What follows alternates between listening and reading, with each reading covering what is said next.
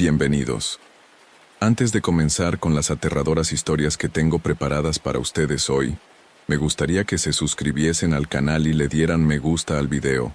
También quiero saber desde qué parte del mundo nos están escuchando y a qué hora están viendo este video, así que por favor, déjenlo en los comentarios.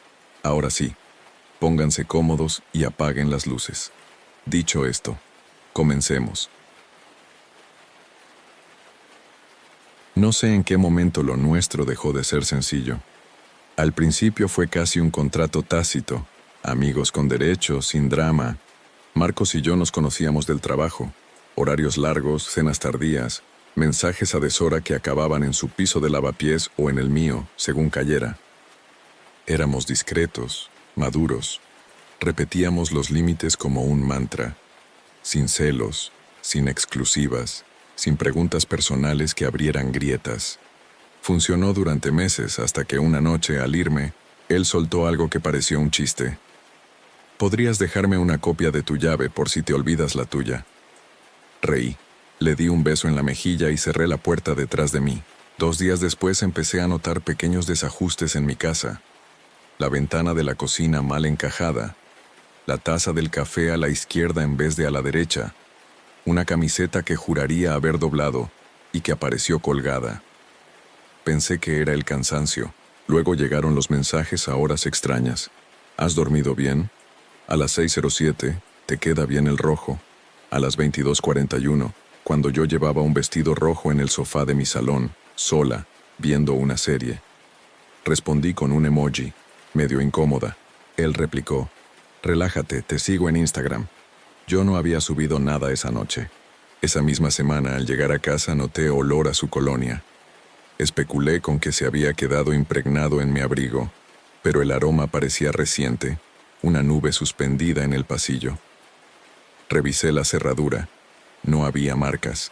Abrí cajones, todo estaba donde debía, y me repetí que estaba paranoica. Me duché.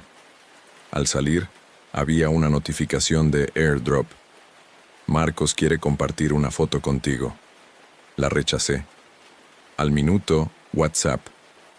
No seas borde, es solo una foto nuestra. No recordaba haber posado con él en ninguna. Cuando por fin quedamos, le solté con cuidado. No me mandes cosas por AirDrop, me da mal rollo. Él se encogió de hombros y cambió de tema. Contó que estaba aprendiendo a duplicar llaves por curiosidad, que había visto un tutorial. Me reí tensa. Esa noche, mientras dormía a su lado, escuché el clic de su móvil. Abrí un ojo. Él tenía la cámara frontal apuntando a mi cara. «Tranquila, es para una broma», dijo, sin reírse. Empecé a poner candado en el trastero, a cerrar con doble vuelta, a tapar la lente del portátil con una pegatina. Una tarde me crucé con el portero y me soltó, como quien comenta el tiempo. «Tu novio muy amable. Me trajo croissants el sábado». «No tengo novio», pensé. «¿Marcos?» «Sí, vino a por un paquete, le di el tuyo, como siempre lo recoge él». No sabía que siempre recogiera cosas mías. Esa noche, con las manos temblando, revisé mi bolso. Encontré en el forro algo duro. Era un pequeño localizador, redondo, sin marca. Lo acerqué al teléfono. Nada. Marcos llamó en ese instante. No contesté. Minutos después, otro mensaje. «¿Llegaste bien? Hoy te he visto cansada». No habíamos quedado. Apagué las luces y por primera vez arrastré un aparador frente a la puerta. Dormí vestida, con el móvil en la mano, y con la sensación precisa, física, de estar ocupando un espacio que ya no era mío. A la mañana siguiente, al desbloquear el teléfono, apareció un álbum nuevo en la galería. Nosotros. Fotos de mi salón desde ángulos que yo no recordaba, mi espejo empañado, mi nuca durmiendo, todas con fecha de los últimos 15 días. Todas subidas desde dispositivo desconocido. Respiré hondo, sentí el estómago vacío y marqué a Marcos. Cuando respondió, usó un tono que jamás le había escuchado, el de quien ya se cree con derechos. «¿Por fin vas a dejar de ignorarme?» «Tenemos que hablar», dije, «pero no en mi casa». «Claro, ya estoy abajo». Fui a la mirilla. El pasillo estaba vacío, el ascensor detenido en mi planta, El ascensor seguía detenido en mi planta, pero no se oía nada, ni el zumbido del motor ni pasos. Apreté la cerradura 3 veces antes de atreverme a mirar de nuevo por la mirilla. Vacío. Bajé la voz y marqué al portero. ¿Podría mirar si hay alguien esperando fuera del piso 3B? Pregunté fingiendo calma. Claro, un momento. Tardó menos de 1 minuto. No hay nadie, señorita. Pero su tono sonó confundido. Eso sí, la puerta del portal estaba abierta. Guardé silencio unos segundos. ¿Abierta? Sí, completamente, como si alguien hubiese salido corriendo. Pasé el resto del día encerrada. Cada ruido me hacía saltar. Al anochecer recibí un mensaje con una foto. La puerta de mi edificio de noche. Encima el texto: cierra mejor, cielo. Sin remitente visible. Solo un número oculto. Llamé a Marcos desde otro teléfono. ¿Qué quieres? Le solté sin disimular el temblor. Él rió. ¿Qué pasa si ni siquiera he salido hoy? Entonces dime quién me manda esto. Le reenvié la foto. La doble tilde azul apareció al instante. Silencio. Luego, quizá tienes otro admirador, o quizá alguien más entra cuando tú no estás. Cortó. Esa noche fui a dormir a casa de una amiga. No le conté todo, solo que tenía problemas con un tipo del trabajo. A la mañana siguiente, cuando volví para recoger ropa, el cerrojo se abrió con facilidad. Dentro, olía a perfume masculino.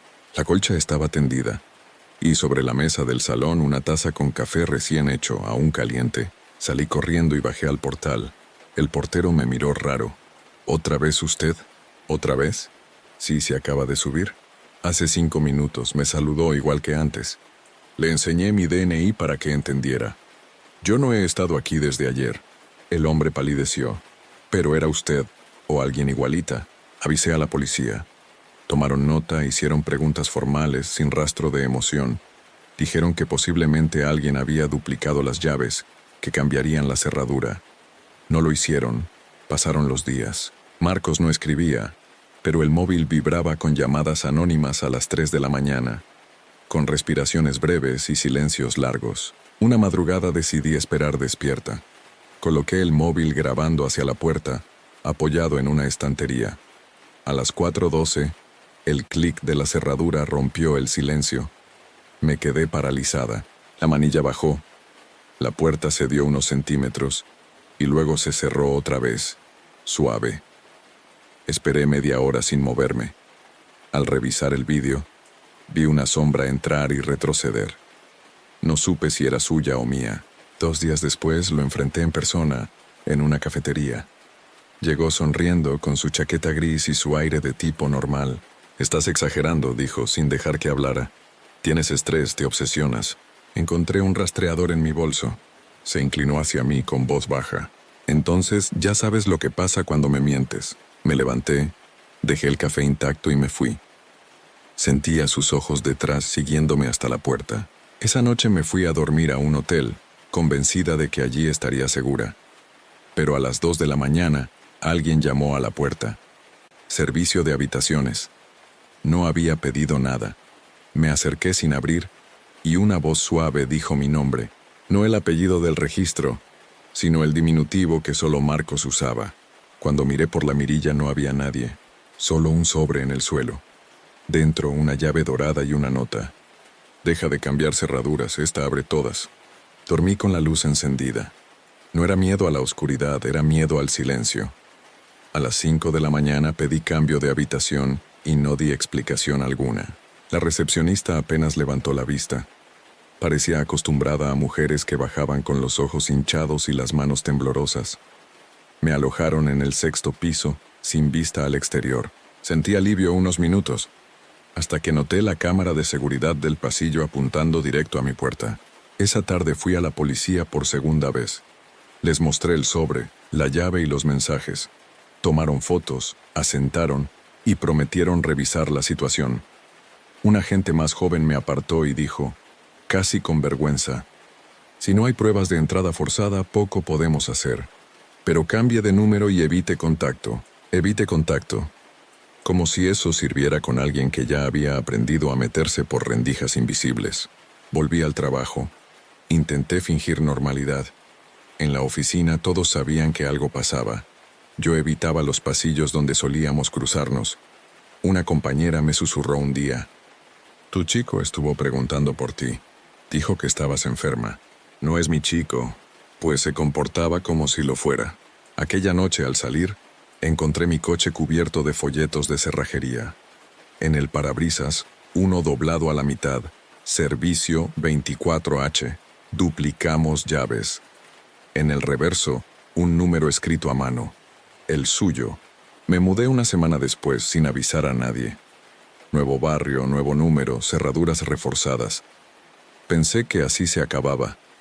Pero la primera noche, al entrar, encontré mi cepillo de dientes ya en el vaso del baño, idéntico al anterior, con las cerdas húmedas. Llamé a una amiga, Irene, para que se quedara conmigo. Ella llegó con un bate de béisbol y me obligó a reír un poco. Dormimos en el sofá. A las 3, se escuchó el ascensor subir, detenerse y abrirse justo frente a mi puerta. Pasos. Un golpe leve. Irene se levantó despacio, el bate en alto. Miré por la mirilla. Nada. Pero cuando bajé la vista, vi un papel doblado entre el marco y el suelo.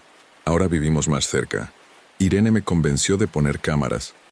2 días después revisamos las grabaciones.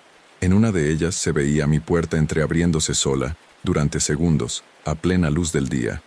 Y una figura borrosa, un hombre con gorra, dejando algo en el felpudo. No se distinguía el rostro, pero el cuerpo, la forma de caminar era inconfundible. Marcos, denuncié otra vez. Orden de alejamiento provisional. Durante unos días respiré, hasta que recibí un correo electrónico desde una cuenta sin nombre. Asunto: ¿quién crees que te protege? Cuerpo: un video. De mí, durmiendo en el sofá. Fecha: la noche anterior. Ese fue el punto en el que todo se rompió. Fui a la policía histérica, les mostré el video. Dijeron que investigarían, pero el tono era el mismo: incredulidad profesional. Cuando volví a casa, encontré un candado nuevo en el trastero. No mío. Lo abrí con un martillo. Dentro una caja de zapatos. Adentro mis braguitas dobladas, mechones de mi cabello, entradas de cine y un frasco de colonia medio vacío. Llamé a Marcos desde un teléfono público, solo para oírle la voz. «No deberías hurgar en nuestras cosas», dijo tranquilo. «¿Dónde estás?» «Detrás de ti». Me giré. No había nadie. Pero en el cristal de la cabina, con el vaho de mi respiración, se dibujaban letras desde afuera. «No huyas más». Salí corriendo sin mirar atrás. Esa noche, ya en otro hotel, recibí un mensaje desde un número nuevo. Por fin he encontrado la llave correcta. Y debajo, una foto mía tomada segundos antes en la ventana del piso. Me fui de Madrid esa misma madrugada, sin decirle a nadie. Dejé el coche en Atocha y tomé el primer tren que salía. Destino Alicante. Compré un móvil nuevo, un nombre falso para el alquiler, y juré no mirar atrás. Pensé que la distancia me salvaría, que el anonimato era una muralla suficiente. Pasaron 3 meses. Cambié de peinado, de trabajo, de costumbres. Empecé a correr por las mañanas, a sonreír sin mirar hacia los lados. Creí por primera vez que lo había dejado atrás, hasta que un martes cualquiera, mientras servía café en la cafetería donde trabajaba, escuché una voz que me heló la sangre. No lo vi, pero supe que era él. Esa manera lenta de pedir las cosas, de pronunciar mi nombre como si fuera un secreto. «Un americano, por favor, y uno para ella también». Me di la vuelta. No era Marcos. Era otro hombre, mayor, trajeado. Pero en el posavasos que me tendió había una nota: «Sigue sin cerrar bien las cortinas». Corrí al baño y vomité. Cuando salí, el cliente se había ido, dejando pagada toda la cuenta del día. En la caja, dentro de un sobre, una llave dorada. La misma que encontré en el hotel. Llamé a Irene. Le conté todo. Ella insistió en venir, pero le dije que no. Ya no quería arrastrar a nadie más a esto. Empecé a dormir en distintos lugares: hostales, casas de conocidos, incluso en el trabajo, en el almacén. Aún así, seguía recibiendo señales. Una mancha de colonia en mi abrigo, fotos impresas que aparecían en mi buzón con la palabra sonríe escrita detrás y, una noche, una grabación de voz en el buzón del nuevo móvil. Respiración, luego una frase. Si no estás conmigo no eres de nadie. Fui de nuevo a la policía. Dije que temía por mi vida. Me escucharon, apuntaron y me enviaron a una comisaría de género. Allí, una agente mayor me miró sin pestañear y dijo: «¿Sabe qué pasa, verdad? Que ellos siempre vuelven, pero no siempre son los mismos». Salí de la oficina confundida. Esa misma noche recibí un correo del ayuntamiento. Su solicitud de cambio de domicilio ha sido aprobada, señora Martínez. No soy Martínez. No hice ninguna solicitud. Y al final del correo, un archivo adjunto, un contrato de alquiler a mi nombre en una dirección que no conocía. Fui por pura desesperación. Era un piso vacío, recién pintado. En la mesa del comedor, una única foto, Marcos y yo, abrazados, sonriendo. Tomada en ese mismo lugar. No sé cómo terminó todo.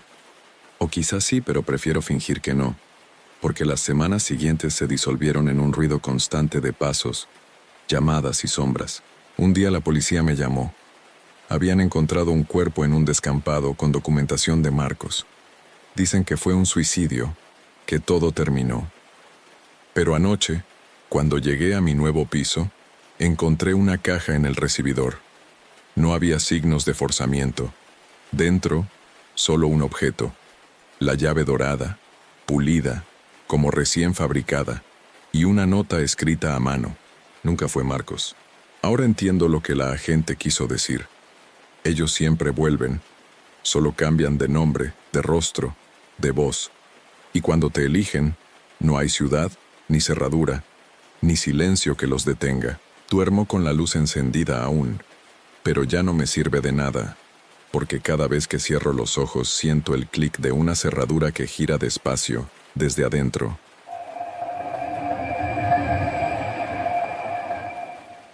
Nunca pensé que algo tan simple como un amigos con derecho pudiera arruinarme la vida. Cuando conocí a Claudia, trabajábamos juntos en una empresa de reformas. Ella era risueña, práctica, directa, de esas personas que te hacen sentir cómodo sin esfuerzo. Yo acababa de salir de una relación larga y necesitaba distracción, nada serio.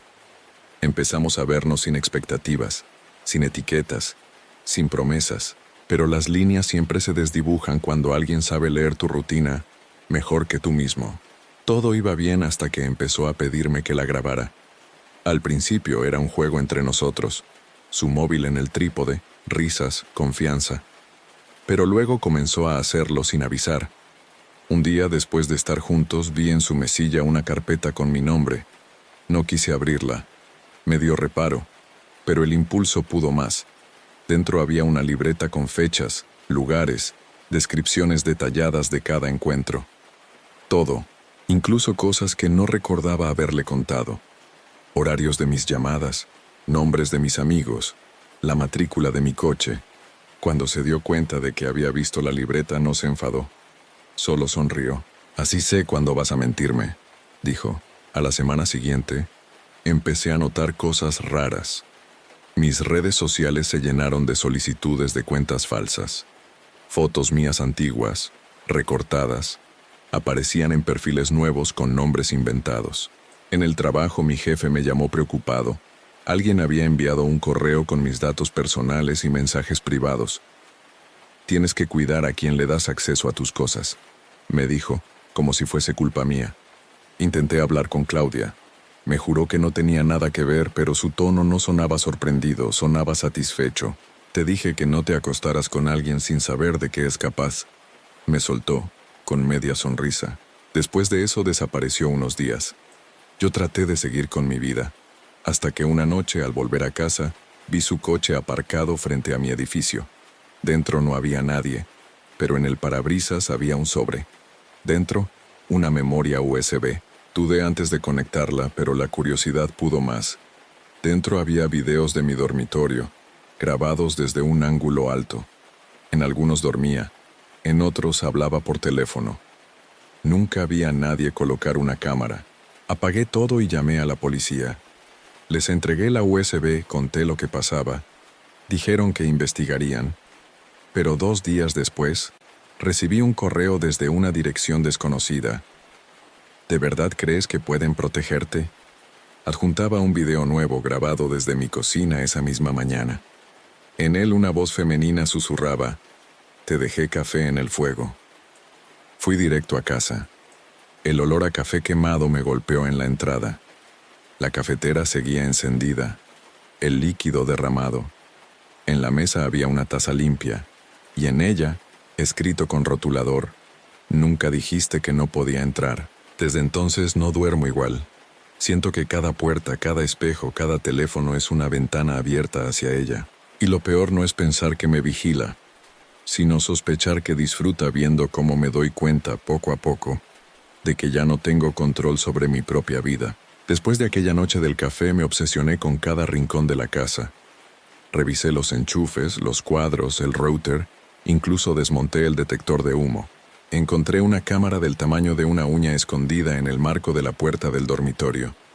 Cuando la sostuve entre los dedos, aún parpadeaba una luz roja diminuta.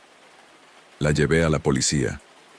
Me dijeron que era insuficiente para rastrear el origen, que seguramente era una broma pesada o un acto de acoso sin intención violenta. Sin intención violenta. Esa frase me retumbó durante días. Empecé a cambiar rutinas. Salía por otra puerta, aparcaba lejos, caminaba por calles distintas. Pero ella siempre parecía saberlo. Recibía mensajes exactos, casi sincronizados con mis movimientos. «Bonita corbata. No te queda bien la barba así. No mires atrás, estás muy tenso». No firmaba los mensajes, pero reconocía su manera de escribir, sin acentos, sin emojis, con puntos donde no hacía falta. Una madrugada llamaron al timbre. Nadie habló al otro lado. Solo se escuchó una respiración larga, contenida. Grabé el sonido con el móvil y lo reproduje 1000 veces, convencido de que era su voz, pero no se distinguía. Al día siguiente mi buzón estaba lleno de sobres vacíos, todos con mi nombre escrito a mano. En cada uno, un único cabello largo y castaño. Intenté mudarme. Encontré un piso pequeño, amueblado a las afueras. No le conté a nadie la dirección. Cambié de número, cerré redes. Pero apenas 2 días después de instalarme, llegó una carta sin remitente. Dentro, una fotografía. Mi nueva puerta tomada desde el pasillo, y en el reverso su letra clara: «Bonita elección. La vista es mejor desde aquí». Esa noche me quedé despierto con la lámpara encendida. A las 3:14 exactas el timbre sonó de nuevo. Esta vez miré por la mirilla. Nadie, pero la cámara del teléfono captó algo que el ojo no vio. Una sombra que se movía justo al borde del encuadre, como si alguien se ocultara en el hueco de la escalera. A la mañana siguiente me llamó mi jefe. «Tenemos que hablar». En la oficina, me enseñó un correo enviado desde mi dirección. Grabaciones de cámaras de seguridad editadas, donde aparecía yo discutiendo con Claudia meses atrás, manipuladas para parecer agresivo. «Esto puede costarte el puesto», me dijo. Intenté explicar, pero sonaba a excusa. Ella me estaba desarmando poco a poco. Esa tarde un compañero me escribió desde un número desconocido: «Te aviso porque me caes bien. Ella está viniendo al trabajo. Dice que quiere aclarar las cosas contigo». No esperé a comprobarlo. Salí por la puerta trasera, conduje sin rumbo hasta la carretera vieja y apagué el móvil. Me detuve en una gasolinera, bajé del coche y, mientras respiraba aliviado, noté un olor familiar. Su perfume. Giré. En la máquina de refrescos, pegado con cinta, había un papel. No sirve de nada esconderte si yo ya estoy dentro. La cámara de seguridad sobre mí giró con un leve zumbido. Esa noche dormí en el coche en un descampado, con el teléfono en modo avión. Pero cuando desperté había una nueva notificación pendiente. Sin conexión, sin señal. Un solo mensaje: «Buen viaje, amor. A veces olvidas cerrar bien el maletero». No recuerdo exactamente cuándo dejé de sentir miedo y empecé a sentir cansancio. Era como vivir con una presencia invisible que decidía cuándo podía respirar. Después del mensaje del maletero, abrí el coche temblando. Dentro no había nada, salvo un mechón de cabello castaño, cuidadosamente atado con una cinta roja. Lo tiré por instinto y me fui conduciendo sin destino, con la radio apagada y los espejos tapados con cinta adhesiva. Durante semanas viví en movimiento. Dormía en moteles baratos, comía lo justo y trabajaba esporádicamente por internet. Cambiaba de SIM cada 3 días, pero los mensajes volvían, a veces en nuevas plataformas, a veces escritos a mano en lugares imposibles. Una servilleta del bar donde acababa de pagar, una nota en el parabrisas, un cartel pegado en la pared del baño. Todos con la misma frase. No era un juego para mí. Una noche, agotado, fui a visitar a mi hermana en Valencia. No sabía nada de todo esto. Solo le dije que necesitaba quedarme unos días. Parecía feliz de verme, pero en cuanto entré en su casa noté algo que me heló la sangre. Sobre la mesa del comedor había una taza de cerámica con una inicial pintada. C. ¿De quién es esa taza?, pregunté. Ah, ¿esa? La dejó tu amiga cuando vino a verme el otro día, contestó tranquila. Me dijo que te la devolviera. No tuve fuerzas para explicarle nada. Esa misma noche, cuando todos dormían, salí de casa y fui directo a la playa. Me senté frente al mar hasta el amanecer, sin pensar, sin moverme. Cuando volví al coche, había una huella de mano marcada con arena en el parabrisas, justo del lado del conductor. Llamé a la policía de nuevo. Me citaron en la comisaría. El agente que me atendió, joven y cansado, tecleó mi nombre y luego levantó la vista. Dices que te acosa una mujer llamada Claudia, ¿verdad? Sí. ¿Sabes que hay una denuncia a tu nombre? Una mujer asegura que eres tú quien la persigue. Me quedé mudo. Me mostraron el expediente. Fotos mías frente a su portal, grabaciones manipuladas, mensajes que yo jamás envié. El relato estaba armado para destruirme. Parece que alguien se adelantó, murmuró el agente. Intenté defenderme, pero la sospecha ya estaba sembrada. Esa noche, mientras esperaba noticias, recibí un correo desde una dirección nueva, claudia.real. Solo decía, ahora somos iguales. Me reí sin querer. Era brillante en su forma enferma. Me había robado todo, el sueño, el trabajo, los amigos y ahora mi identidad. 2 días después me llamaron de Recursos Humanos. Estaba despedido. Dijeron que no podían permitirse riesgos. Al salir del edificio, un coche negro se detuvo junto al bordillo. La ventanilla se bajó lentamente. No vi su rostro, solo su mano. Delgada, uñas pintadas de rojo, sosteniendo algo pequeño. Una llave USB. La dejó caer al suelo y el coche se alejó. La recogí con rabia y miedo. En un cibercafé la conecté. Había un solo archivo. Un video grabado desde una cámara fija. Mi habitación. La actual, no la antigua. En la pantalla, yo durmiendo. A los pocos segundos una silueta femenina entraba en cuadro.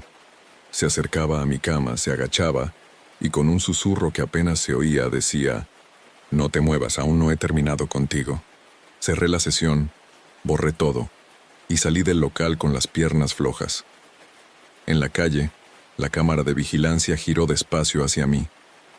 No tuve que mirar para saber que, donde fuera que me escondiera, ella ya estaba allí primero. Esa noche no fui a ningún hotel ni a ningún sitio conocido. Dormí en el coche, en un descampado cerca de un polígono abandonado, donde nadie iría a buscarme. O eso creía. Cuando desperté, el parabrisas estaba cubierto de polvo, y en el polvo alguien había escrito con el dedo, «Te ves peor con barba». Me temblaron las manos. No sabía si reír o llorar. Ya no sentía miedo, sino una mezcla viscosa de resignación y vértigo. Era como vivir atrapado en una historia que otro escribía, una que ya no podía detener. Decidí regresar a mi antiguo piso, el primero, donde empezó todo. Estaba vacío. El propietario me había cambiado la cerradura hacía meses. Forcé la puerta igual. Dentro olía a humedad y polvo. Sin embargo, sobre la encimera de la cocina, perfectamente limpia, había una carpeta azul. Dentro, copias impresas de los correos falsos, fotos manipuladas, e incluso un documento con mi firma falsificada. Todo lo que había usado para destruirme estaba ahí. Y en la última página, una nota a mano. Te dejo las pruebas, me aburrí de ti. Por un momento pensé que era el final, que por fin había terminado el juego. Llevé el material a la policía, que esta vez pareció creerme. Dijeron que había indicios de delito informático y acoso grave, que iniciarían una investigación. Me prometieron una orden de protección. Respiré después de mucho tiempo. Esa noche, ya en un pequeño hostal, me permití dormir profundamente. Pero a las 3:20 me despertó un sonido suave. Un pitido regular, intermitente. Venía del armario. Lo abrí despacio. Dentro, un teléfono encendido mostraba una aplicación de grabación de audio en curso. La fecha era de esa misma noche, minutos atrás. En la pantalla se leía: grabando, habitación 14. Llamé al recepcionista, pálido, con el móvil en la mano. Me dijo que el teléfono no era del hotel. Revisaron las cámaras del pasillo. Una figura encapuchada había entrado en mi habitación media hora antes, con una llave maestra, y había salido justo antes de que me despertara. Pasaron semanas. La investigación avanzó lento, sin resultados.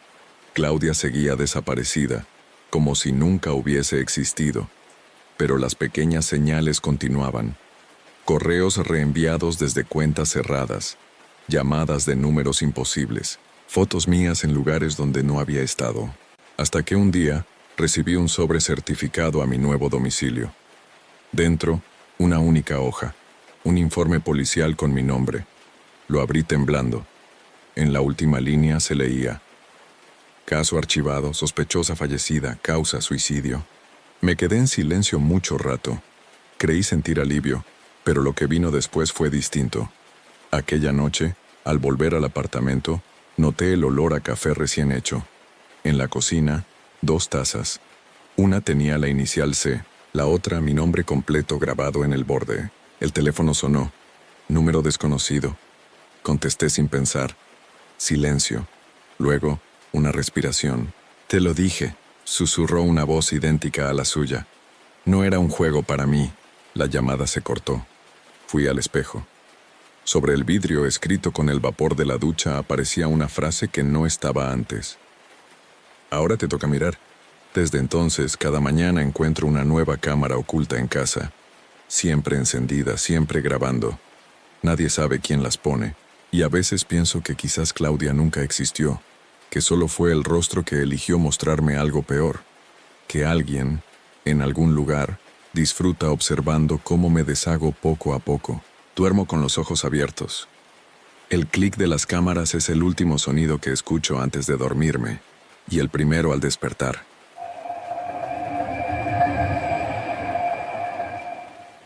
Yo nunca fui de complicarme. Tenía mi bar, mi círculo pequeño y una vida sin sobresaltos. Todo cambió cuando empecé con Nerea. La conocí porque era clienta fija. Venía todos los jueves, pedía un vermut, se sentaba sola y miraba a la gente más de lo que hablaba. Tenía esa calma inquietante que te atrapa sin saber por qué. Empezamos a hablar, luego a vernos fuera del bar, y pronto se volvió costumbre. Nada serio, lo dijimos los dos desde el principio. Amigos con derecho, sin etiquetas. La primera vez que vino a mi casa se quedó mirando el salón en silencio. Dijo que le gustaba el orden, la limpieza, el olor a madera. Luego empezó a venir cada semana, siempre con una excusa. Pasaba cerca. Olvidé mi chaqueta. Tenía vino. Me acostumbré a su presencia, hasta que un día supe que algo no encajaba. Fue un detalle mínimo, una fotografía movida en la repisa. Después las toallas del baño cambiadas de sitio. No le di importancia, hasta que encontré un cepillo de dientes nuevo junto al mío. Es por si me quedo a dormir, dijo sonriendo. No protesté, pero por dentro algo se tensó. Las semanas siguientes comenzó a preguntarme cosas extrañas. ¿Quiénes eran mis proveedores? ¿Qué horario tenía el bar? ¿Cuándo cerraba? Pensé que era curiosidad, hasta que una mañana, al llegar al local, encontré la puerta abierta. Nada robado, solo un vaso en la barra, medio lleno, con la marca de su pintalabios. La llamé, contestó al primer tono. Tranquilo, solo pasé a dejarte algo. ¿Cómo entraste? Me diste tu llave aquella noche, ¿recuerdas? No la recordaba. Y sin embargo no podía asegurar que no lo hubiera hecho. A partir de entonces comencé a sentirme observado en todas partes. En el bar, siempre había alguien sentado al fondo, mirando, sin pedir nada. En mi portal encontraba notas dobladas con mensajes breves. No te fíes de ellos. Sé lo que planean contigo. Te están usando. Un martes cualquiera, la policía apareció en el local. Me mostraron una denuncia. Nerea había dicho que la espiaba, que la seguía, que la acosaba. Me quedé helado. Ella misma estaba fuera, llorando, fingiendo miedo. Me llevaron a declarar. No pudieron probar nada, pero el daño estaba hecho. Los vecinos me miraban distinto. Los clientes dejaron de venir. Intenté hablar con ella, aclararlo. Me citó en su piso. Fui. Todo estaba perfectamente ordenado, demasiado. En la mesa del salón había una carpeta con fotos mías, de mi bar, de mi casa, de mi coche, y una libreta con notas detalladas de mis movimientos, escritas a mano. «Estás enferma», le dije, temblando. Ella me miró sin pestañear. «Te advertí que no me mintieras». Salí corriendo. Esa noche cambié las cerraduras. Pero al despertar había un mensaje pegado en la puerta, escrito con tinta roja. «Puedes cambiar la cerradura, no la historia». Desde entonces, cada vez que abro el bar, encuentro algo nuevo. Un mechón de su cabello en la caja registradora, una copa manchada de carmín, una canción en el altavoz que yo no he puesto. Sé que Nerea sigue viniendo. Nadie la ve, pero yo lo sé. Porque cada madrugada, justo antes de cerrar, el vermut de la mesa del fondo aparece servido, con una servilleta doblada y mi nombre escrito encima. Empecé a cerrar el bar antes, a instalar cámaras, a revisar las grabaciones todas las mañanas. La primera semana no vi nada. Luego, una noche, lo noté. Una silueta femenina cruzando la puerta lateral a las 3:27 am. No se veía el rostro, pero el cabello largo y el abrigo claro eran inconfundibles. No entró por la puerta principal, sino por la de carga, la que da al callejón y que siempre dejo con candado. O eso creía. Cuando revisé al día siguiente, el candado seguía puesto, pero colgando al revés con una copia idéntica. Ella había cambiado el mío por el suyo. Esa noche dormí en el bar, escondido detrás de la barra con un bate de aluminio. A las 3 en punto, escuché el chasquido del cerrojo. La puerta se abrió apenas. Un aire frío recorrió el local. Silencio. Esperé. Alguien caminó hasta el centro del salón y dejó algo en una mesa. Luego el sonido de unos tacones alejándose y el golpe suave de la puerta al cerrarse. No tuve el valor de levantarme hasta el amanecer. Cuando encendí las luces lo vi. Sobre la mesa una copa de vermut medio llena y al lado una foto mía durmiendo en el sofá del piso superior. Detrás, una frase escrita con su letra menuda. «No te escondas en tu propio lugar». Llevé el material a la policía. Dijeron que sin una imagen clara no podían hacer nada. Podría ser cualquiera, repitieron, pero yo sabía que era ella. Decidí vender el bar. Firmé los papeles con un comprador interesado, un hombre joven que dijo querer convertirlo en un restaurante. Me pagó en efectivo y me pidió las llaves al día siguiente. Esa noche, cuando llegué a casa, me sentí libre por primera vez en meses, hasta que recibí un mensaje de un número nuevo. «Gracias por el traspaso. Te quedó preciosa la reforma». Fui corriendo al bar. Desde la acera vi la puerta entreabierta, la luz encendida. Entré sin pensar. Todo estaba igual, salvo por un detalle.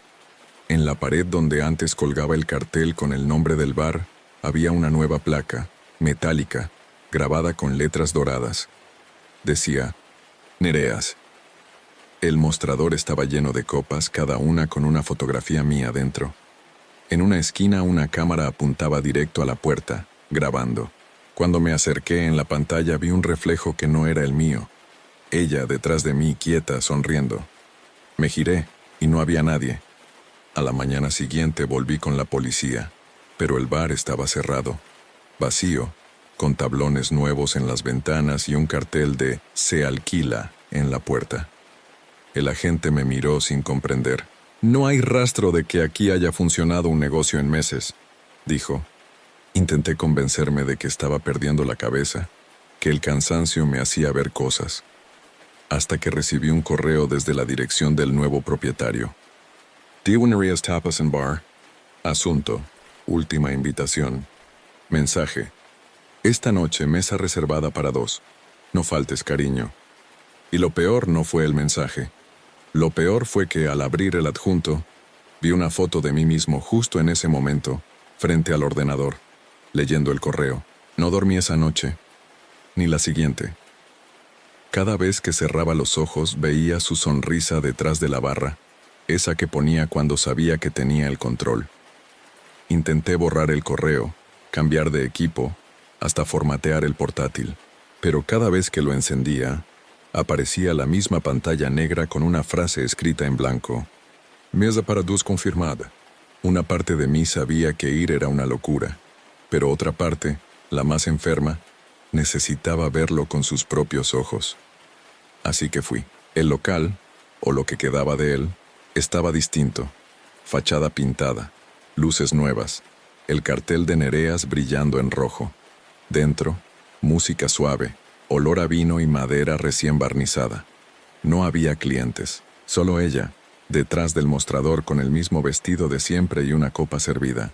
Sabía que vendrías, dijo sin mirarme directamente. ¿Qué quieres de mí, Nerea? Ya lo tengo, tú solo no te has dado cuenta. Me acerqué. Su tono no era de amenaza, era peor. Era de certeza. Tomó un sobre del bolsillo y lo dejó sobre la barra. Dentro había una copia del contrato de venta del bar. La firma era mía, pero la fecha era de 3 meses antes. Y debajo un documento adicional, una declaración mía, manuscrita, donde reconocía haberla acosado, vigilado, amenazado. Todo falso, pero con mi letra perfecta. «Te gusta tener el control, ¿no?», dijo inclinándose hacia mí. «Ahora sabes lo que se siente cuando te lo quitan». La empujé hacia atrás con más miedo que fuerza. No gritó, solo rió. Esa risa seca, sin aire. «Tranquilo», susurró. «Ya no necesito seguirte». Salí corriendo. No recuerdo cómo llegué a casa. Al día siguiente el local estaba cerrado igual que antes, sin rastro de nadie. Pero cuando volví a mi piso, encontré la puerta entreabierta.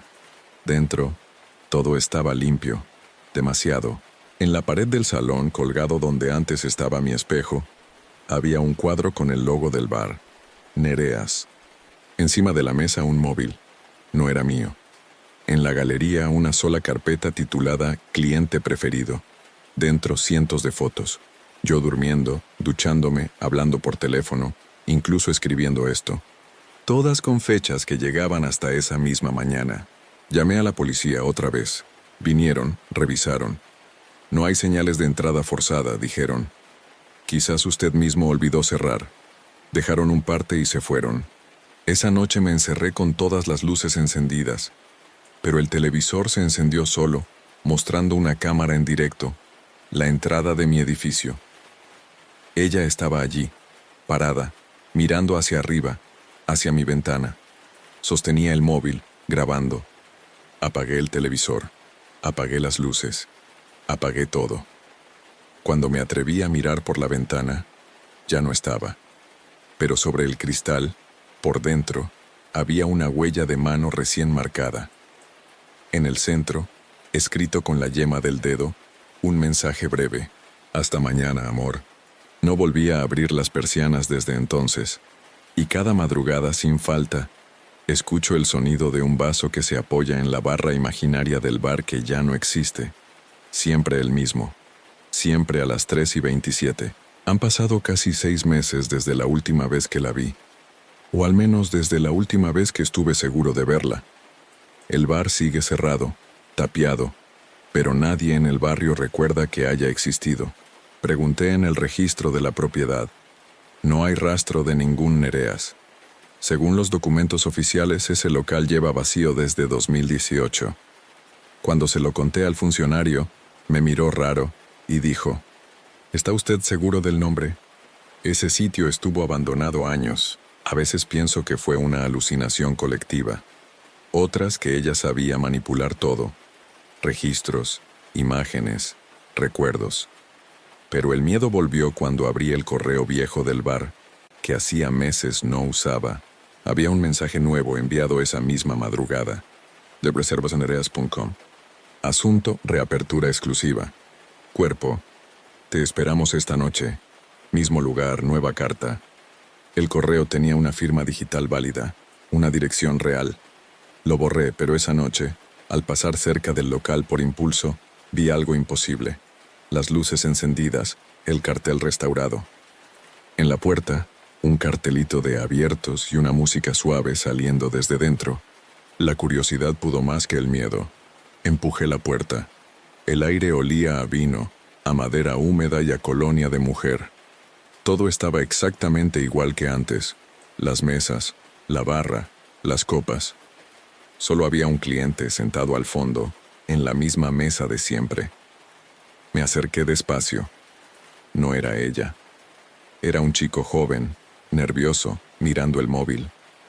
En la servilleta frente a él, escrito con tinta roja: «Bienvenido, Rubén. Mi nombre». El chico levantó la vista y preguntó: «Tú eres el dueño, ¿verdad? Me dijeron que buscabas camarero». Salí de allí sin contestar. Corrí hasta mi coche, pero al girar la llave la radio se encendió sola. Una voz femenina, suave, familiar, dijo: «Gracias por venir a la reapertura. No te preocupes, ya tengo a alguien nuevo». No volví nunca más. Me mudé lejos, a un pueblo donde nadie me conocía. Intenté empezar de cero, sin teléfono, sin redes, sin nada que me vinculara al pasado. Pero incluso allí, las cosas comenzaron a repetirse. Una mujer que me miraba demasiado en el mercado. Un vaso servido solo en mi mesa del bar. Una nota doblada bajo la puerta con la misma caligrafía. No puedes cerrar un sitio que nunca fue tuyo. Un día, hastiado, encendí el televisor. Estaban emitiendo un reportaje local sobre nuevos negocios en la región. Entre las imágenes, apareció un bar recién inaugurado, con un letrero luminoso: Nereas Tapas and Bar. El presentador entrevistaba a la dueña, una mujer joven, sonriente, de pelo largo y oscuro. «¿Por qué eligió ese nombre?», preguntó el periodista. Ella miró a la cámara y sonrió. «Por una historia que valía la pena repetir».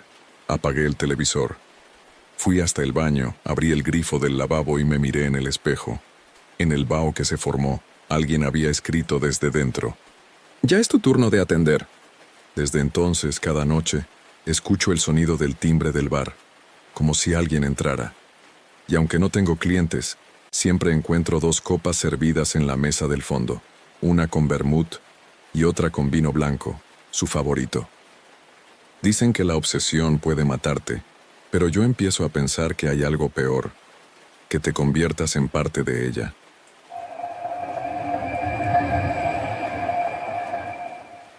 Cuando conocí a Sergio, no buscaba nada serio.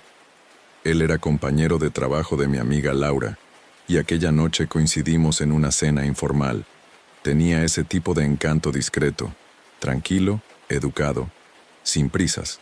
Me gustó que no intentara impresionarme.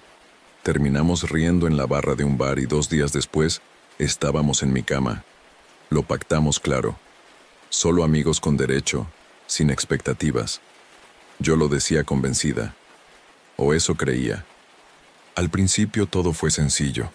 Nos veíamos un par de veces por semana y cuando alguno necesitaba espacio, simplemente desaparecíamos unos días.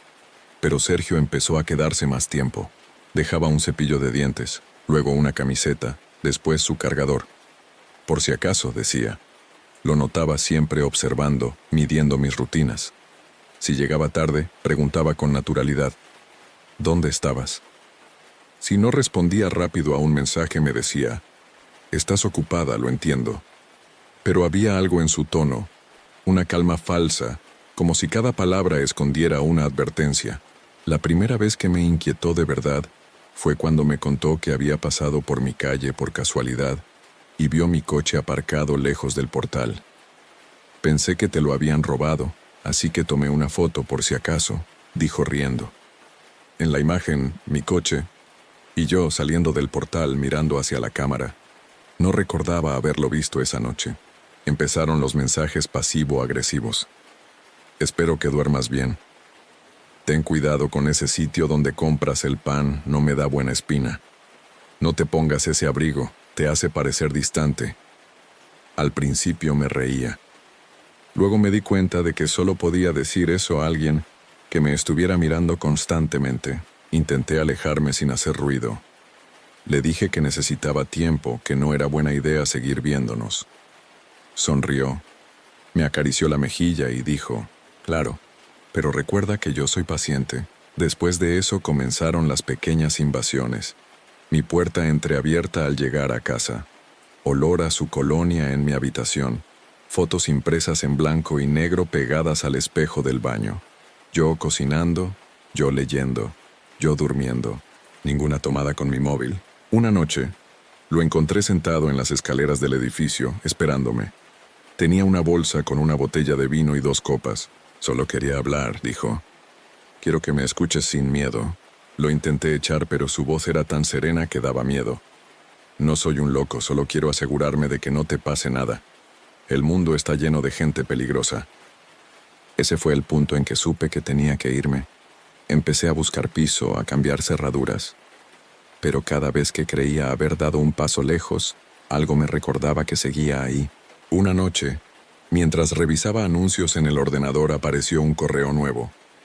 De sergioalwaysmail.com. Asunto: no gastes dinero.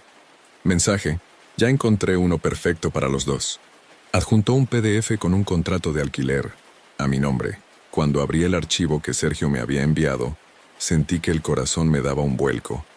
El contrato de alquiler estaba firmado con mi nombre, mi DNI y hasta mi número de cuenta. La dirección era de un piso que no conocía, en un barrio que jamás había pisado. Y lo peor, la firma parecía mía. Igual, exacta. Le escribí de inmediato. ¿Qué es esto? Tardó unos segundos en responder. Un sitio donde nadie más puede molestarnos. Bloqueé su número, sus correos, sus redes. Cambié de móvil. Pero 2 días después, recibí un mensaje de texto desde un número nuevo.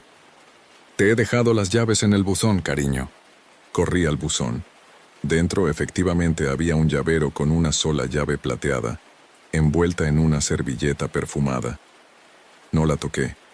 La llevé a la policía. Denuncié todo. El acoso, las fotos, los mensajes. El agente me escuchó. Tomó nota y me dijo con tono cansado. ¿Tenía una relación sentimental con él? Amigos con derecho. Entonces va a ser complicado. Sin amenazas directas no hay mucho que podamos hacer. Sin amenazas directas. Esa frase me acompañó semanas, pero Sergio no necesitaba amenazas. Le bastaba con aparecer en los lugares donde yo estaba, sin motivo. Una tarde salí del trabajo y lo vi a lo lejos, apoyado en su coche, mirándome con esa calma enfermiza. No se acercó, solo levantó la mano, como saludando. Esa noche encontré un sobre debajo de mi puerta. Dentro, una foto mía tomada desde el pasillo del edificio, justo al salir del ascensor. Por detrás un mensaje. Siempre hay alguien cuidando que llegues bien. Decidí mudarme. Encontré un piso pequeño en otra ciudad. No le conté a nadie la dirección, ni siquiera a mi familia. Llamé a una empresa de mudanzas anónima. Empaqué lo básico y desaparecí en una noche de lluvia. Durante un tiempo creí haberlo logrado. Nadie me seguía, no había mensajes, nada fuera de lugar. Empecé a dormir mejor, hasta que una mañana, al abrir la puerta para salir al trabajo, encontré un paquete en el suelo. No tenía remitente. Dentro, había un marco de fotos con una imagen reciente. Yo, en mi nuevo piso, durmiendo en el sofá. El pánico me paralizó. Revisé toda la casa, abrí armarios, miré debajo de la cama. Nada. Pero cuando encendí el portátil, noté la luz de la cámara parpadeando. La cubrí con cinta adhesiva y llamé a la policía otra vez. ¿Dejó pruebas? Sí. Las fotos. ¿Alguien presenció los hechos? No. Entonces esperé noticias. Pasaron 3 días sin dormir. A la 4ª noche decidí huir una vez más. Llené una mochila y salí al coche. Pero cuando lo encendí, la radio sintonizó sola una emisora sin nombre. Una voz masculina susurró mi nombre. No corras tanto. Te ves más bonita cuando te quedas quieta. El sonido era nítido, su voz. Y entonces lo entendí. No importaba dónde fuera, él ya estaba ahí. Había cruzado el límite entre la obsesión y la presencia. En el retrovisor, por un instante, vi algo moverse en el asiento trasero. Me giré despacio. Nada. Solo el reflejo de mi propio miedo. Pero en el cristal, alguien había escrito con el dedo desde dentro. Nos vemos en casa. No recuerdo haber llegado a casa aquella noche. Solo sé que amanecí en el sofá, con la ropa empapada de sudor y las luces encendidas. El coche seguía aparcado frente al edificio, la radio sonando con un zumbido bajo, como si alguien hubiera estado esperándome dentro. Lo apagué, respiré hondo y traté de convencerme de que todo era paranoia. Pero en el parabrisas, escrita con marcador negro, había una frase que me devolvió el vértigo. Te dije que el nuevo piso era perfecto. Pasé el día intentando mantener la cordura. Fui al trabajo, fingí sonreír, pero mis compañeros notaban algo raro. Una de ellos, Ana, me invitó a tomar algo después del turno. Acepté. Necesitaba hablar. Le conté parte de la historia, sin nombres, solo que alguien me seguía. Ella se quedó en silencio, hasta que dijo algo que me heló la sangre. ¿Sergio? Me quedé inmóvil. ¿Cómo sabes su nombre? Porque estuvo aquí hace unos días preguntando por ti. Dijo que eras su pareja y que habías perdido el móvil. Le dimos tu horario. Esa noche no volví a casa. Dormí en el coche, en el aparcamiento del trabajo. Pero a las 4:17 de la madrugada, una notificación me despertó. Un correo nuevo, de Sergio Always. Asunto, no me gusta verte así. Cuerpo. Te traje mantas, estás en el coche azul del fondo, ¿no? Miré por la ventana. Nada. Solo la oscuridad. Pero al bajar del coche, vi algo en el suelo. Una manta doblada, limpia, recién lavada. No la toqué. Me quedé paralizada hasta el amanecer. A la mañana siguiente fui a la policía una vez más exigiendo protección. Mostré todo, los correos, las fotos, las notas. Una agente joven me llevó a una sala aparte y me dijo con voz baja: «Lo conozco. Hemos tenido otras denuncias contra él. Cambia de nombre, de ciudad, de identidad. Nunca deja rastro». Le pedí consejo. «Desaparece antes de que lo haga él por ti». Esa frase me acompañó todo el día. Fui al banco, saqué todo mi dinero, vendí el coche y apagué el móvil para siempre. Me alojé en una pensión barata bajo otro nombre. Durante un tiempo, pareció funcionar. Nadie me seguía, nadie me escribía, hasta que una noche escuché pasos en el pasillo, golpes suaves en la puerta. 3 toques. Silencio. 3 toques más. Me acerqué sin hacer ruido. Por debajo de la puerta, deslizaron un sobre blanco. Dentro, una foto tomada desde la calle, mi ventana iluminada. En el reverso, su letra: «Sabía que volverías a esconderte en la oscuridad». No dormí. A la mañana siguiente bajé a recepción. El recepcionista, un hombre mayor, me entregó una nota. «Un caballero pasó anoche a dejar esto para usted». Dijo que era su esposo. La nota solo decía: «Nos vemos pronto, amor, no tardes en aceptar el contrato». Y adjunta la misma llave plateada de antes. Volví a la habitación temblando, sin saber si gritar o llorar. Entonces el teléfono fijo de la pensión sonó. Contesté con voz rota. Al otro lado su voz, tranquila, serena, idéntica. «No te asustes, ya estoy aquí». Colgué. Pero antes de dejar el auricular escuché un clic metálico detrás de mí. Me giré. La cerradura se movía sola. La puerta se abrió despacio, con ese sonido húmedo del metal cuando alguien lo fuerza sin prisa. No entró nadie al principio. El pasillo permaneció vacío, iluminado por la luz amarillenta del neón de la pensión. Me acerqué sin respirar y la cerré de golpe, echando el pestillo. Me quedé apoyada en la madera escuchando. Pasaron minutos. Luego, una voz baja, tan cerca que casi podía sentir su aliento a través de la puerta. «No deberías hacerme esto, cariño. Te estoy cuidando. Golpeé la puerta desde dentro, grité que llamaría a la policía. Ya lo hiciste muchas veces, contestó con calma. Y mira, aquí estamos. El silencio volvió, pero supe que no se había ido. Encendí el televisor para tapar los ruidos. Empaqué mis cosas y salí por la ventana del baño hacia el callejón. Corrí sin mirar atrás hasta llegar a la estación de autobuses. Compré el primer billete disponible, destino cualquiera. Me senté en la parte trasera jadeando, tratando de convencerme de que esta vez sí lo había dejado atrás. A las 3 horas de viaje, el conductor anunció una parada breve. Bajé a estirar las piernas. En la máquina expendedora, una botella de agua cayó sola antes de que pusiera el dinero. Llevaba una etiqueta diferente, escrita a mano, con marcador negro. No te olvides de hidratarte, faltan pocas paradas. El agua se me atragantó. Subí al autobús temblando.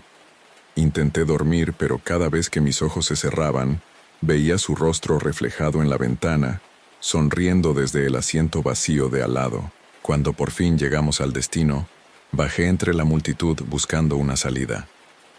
En la terminal, un policía revisaba documentos. Le conté mi historia atropelladamente, sin coherencia. Me llevó a la comisaría local. Allí me sentí segura por primera vez en meses. Me ofrecieron un vaso de agua y un cuarto para descansar. Desperté con la cabeza pesada. No sabía cuánto tiempo había pasado. La habitación estaba a oscuras, salvo por la luz azul intermitente de una cámara en la esquina.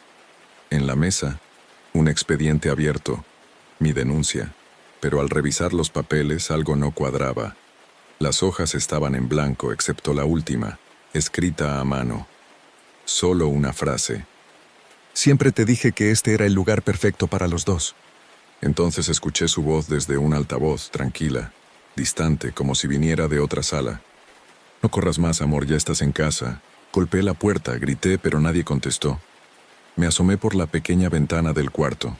Al otro lado no había pasillo, ni agentes, ni gente. Solo un espejo oscuro. Una puerta metálica se abrió detrás de mí. Un hombre con uniforme entró acompañado por una mujer. «Todo controlado, doctor», dijo él.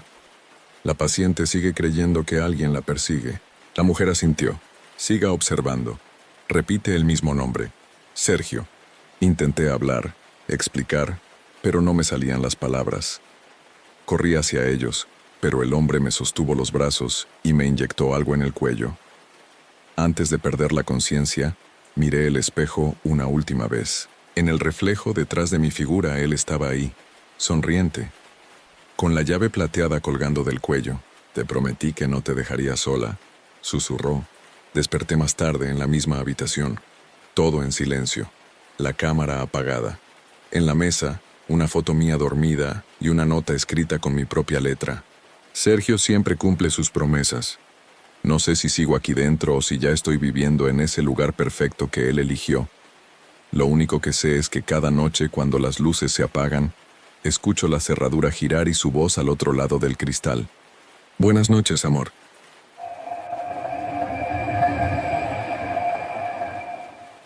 A veces los mayores horrores no vienen de desconocidos, sino de quienes conoces demasiado.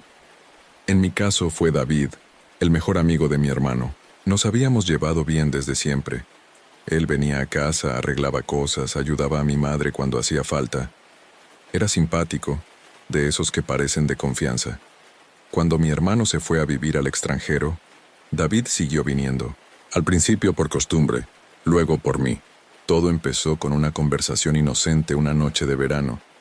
Yo acababa de cortar con mi pareja y él me ofreció una salida sin dramas. Amigos con derecho, sin compromisos, sin preguntas. Parecía sencillo, incluso liberador. Pero desde la primera vez noté algo en su mirada. No era deseo, era propiedad. Como si me hubiese guardado para ese momento. Al principio lo ignoré, pero en pocos días comenzó a comportarse como si ya fuera parte de mi vida. Aparecía sin avisar, con cualquier excusa. Pasaba por aquí. Te traje algo para cenar. Vi que tu luz estaba encendida. Siempre sabía cuándo estaba sola. Una tarde lo encontré dentro de mi casa, sentado en el sofá viendo la televisión. Tu puerta estaba sin cerrar, dijo encogiéndose de hombros. Me preocupé. Empecé a cerrar con doble vuelta. Aún así, notaba que alguien entraba cuando yo no estaba. El orden de las cosas cambiaba. El cuadro torcido, el espejo limpio, una ventana entreabierta. Una vez, encontré sobre la cama una camiseta suya doblada, como si la hubiera dejado para recordarme algo. Intenté hablar con él, poner distancia. Fingí que había conocido a alguien que ya no quería seguir viéndolo. Se lo tomó con una calma incómoda. «Te entiendo, pero no mientas», me dijo sonriendo. «Nadie más te va a cuidar como yo». Las semanas siguientes fueron un descenso lento al miedo. Recibía llamadas en silencio, a cualquier hora. A veces, respiraciones largas, otras, solo el sonido de mi propia voz grabada diciendo su nombre. Un día, al llegar del trabajo, encontré mi espejo cubierto con papel aluminio. En una esquina, escrito con rotulador negro, «Demasiadas cosas se reflejan cuando estás sola». Empecé a dormir con las luces encendidas, a dejar el televisor puesto por el ruido. Pero el miedo no se iba, solo se acostumbraba.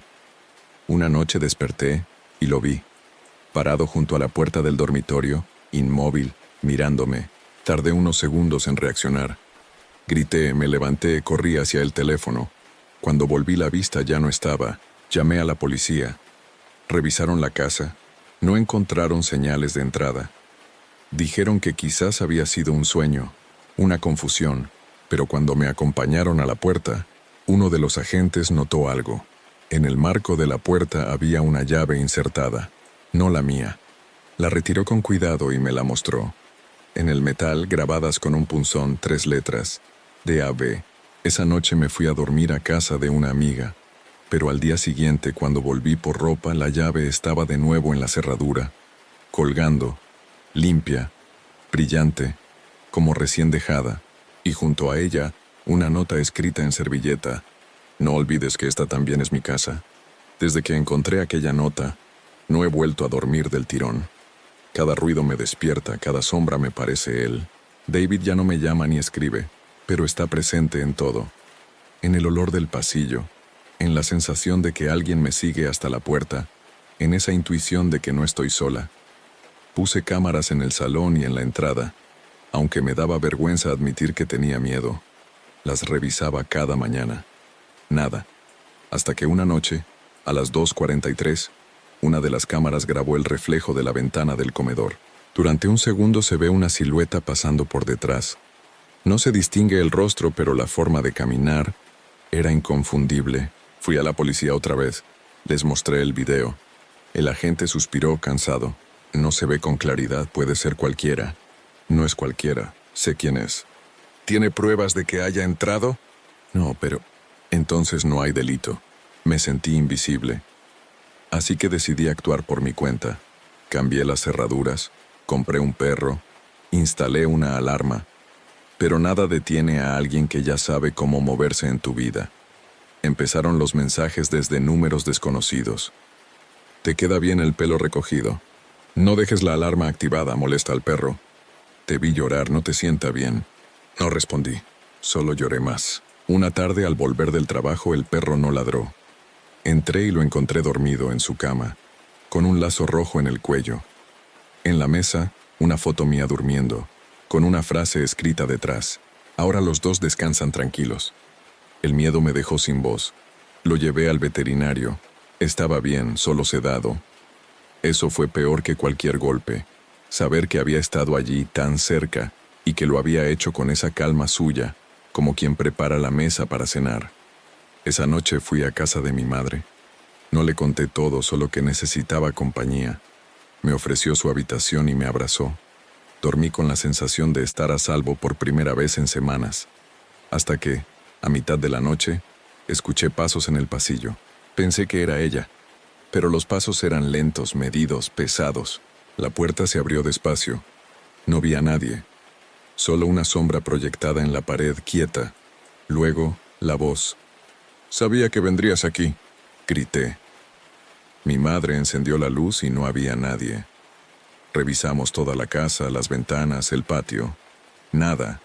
Pero en la puerta principal colgaba otra servilleta. Mis iniciales escritas con tinta roja. Decidí irme al día siguiente. Al recoger mis cosas vi algo que me heló. En el marco de la foto familiar del salón, la cara de David había sido recortada y pegada justo al lado de la mía. Ya no era acoso, era ocupación. Mi vida era su casa. Esa noche me juré que lo denunciaría públicamente, con nombre, con pruebas, con todo. Lo contaría todo. Pero cuando abrí el portátil para hacerlo, la pantalla encendió sola, mostrando una carpeta nueva. Lo que falta. Dentro había decenas de videos, todos grabados dentro de mi casa. Algunos mientras dormía, otros mientras me duchaba. Y en todos, su voz detrás de la cámara, suave, segura. Algún día entenderás que esto también es amor. Esa carpeta fue la prueba que necesitaba, y al mismo tiempo mi condena. Fui a la policía con el portátil en una mano y el corazón en la otra. Me escucharon, vieron los videos, y por fin actuaron. Presenté la denuncia formal. Me asignaron una orden de alejamiento provisional. Ya no podrá acercarse ni contactarla, dijo la agente con voz firme. Por un momento creí que el infierno se cerraba. Esa misma noche dormí en casa de mi madre extenuada, pero por primera vez sin miedo. Sin embargo, a las 3 de la madrugada, mi móvil vibró. Un mensaje desde un número nuevo. No necesitas protegerte de mí, ya estás protegida. Llamé a la policía de guardia. Me dijeron que bloqueara el número, que no respondiera. Pero al día siguiente encontré un sobre bajo la puerta. Dentro una copia de la denuncia y una foto mía en comisaría tomada desde fuera, mientras hablaba con los agentes. En la esquina del sobre, una palabra escrita con su caligrafía minúscula. Siempre cerca. Empecé a vivir con paranoia constante. Cada coche aparcado frente a casa me parecía suyo. Cada ruido del techo, cada sombra. Instalé cerraduras nuevas, otra alarma. Incluso cambié de número otra vez. Pero nada sirvió. El acoso ya no era físico, era psicológico. Llamadas mudas, mensajes que desaparecían al abrirlos, correos reenviados desde mi propia dirección. Un día recibí un mensaje de voz, su voz baja, casi tierna. Te echo de menos, pero ya no hace falta verte, sé todo lo que haces. Lo ignoré. Me aferré al consejo de mi terapeuta. No le des poder respondiendo. Traté de seguir con mi vida, aunque todo me recordaba a él.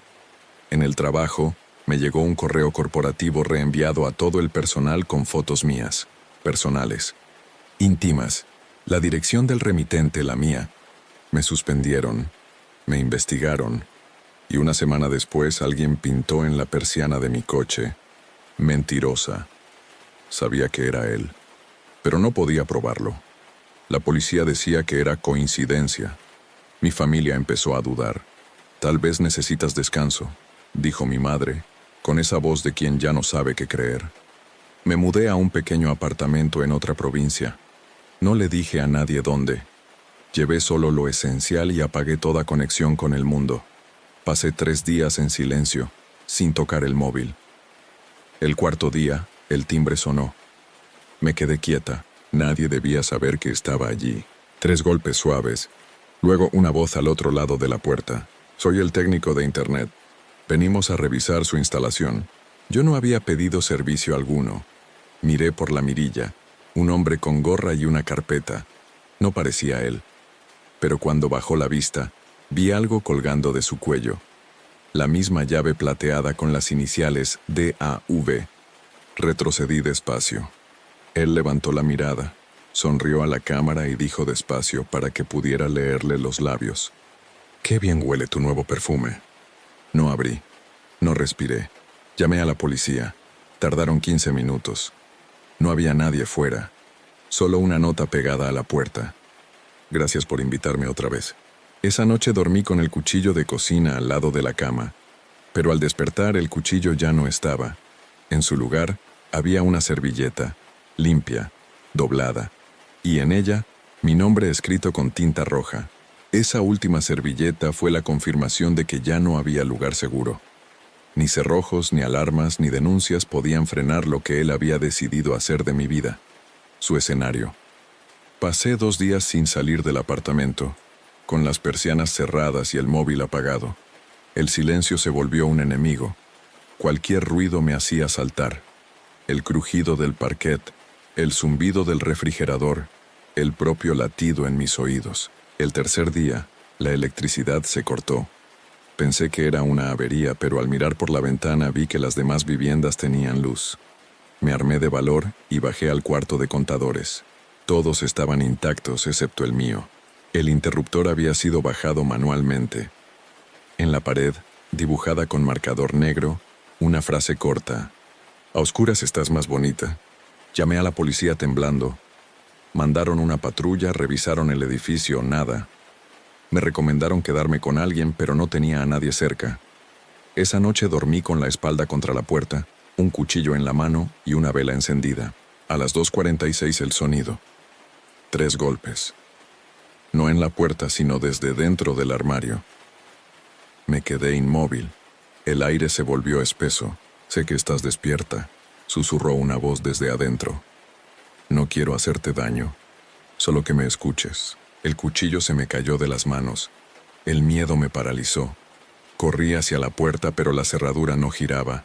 Golpeé, grité, hasta que los nudillos me sangraron. Detrás, la voz continuó, calmada, casi dulce.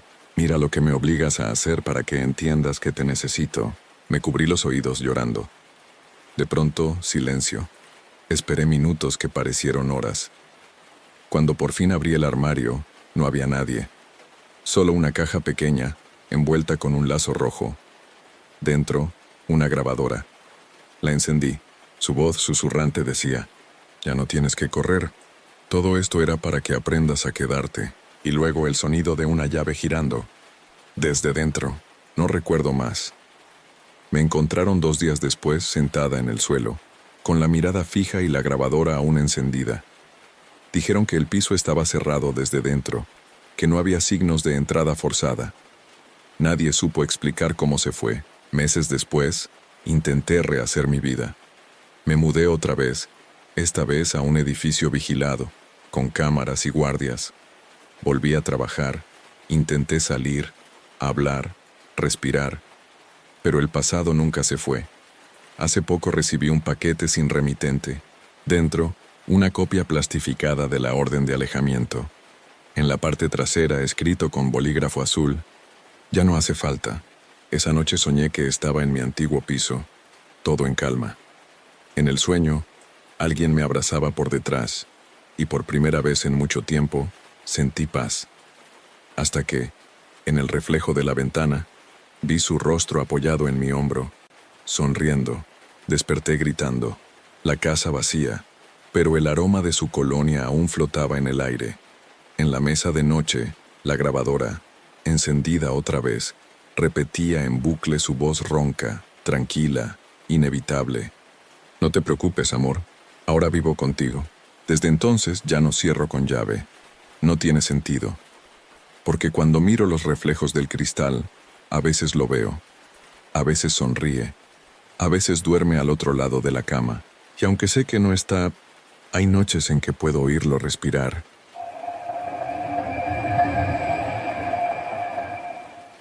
Yo era enfermero en turno de noche en un hospital de Zaragoza cuando conocí a Lucía. Era residente de traumatología, brillante, siempre con una sonrisa rápida y una mirada directa que desarmaba. Nos cruzábamos en urgencias y terminamos coincidiendo en los descansos, compartiendo cafés fríos y confesiones. Lo nuestro empezó casi sin querer, entre madrugadas y guardias, sin compromiso, dijimos, repitiendo el clásico pacto de los que quieren disfrutar sin consecuencias. Al principio era fácil. Ella se quedaba después del turno. Nos reíamos del caos de los pacientes, de los médicos prepotentes, de todo. Pero a los pocos meses empezó a invadirme. Sabía cuándo entraba, cuándo salía, y qué pacientes me tocaban.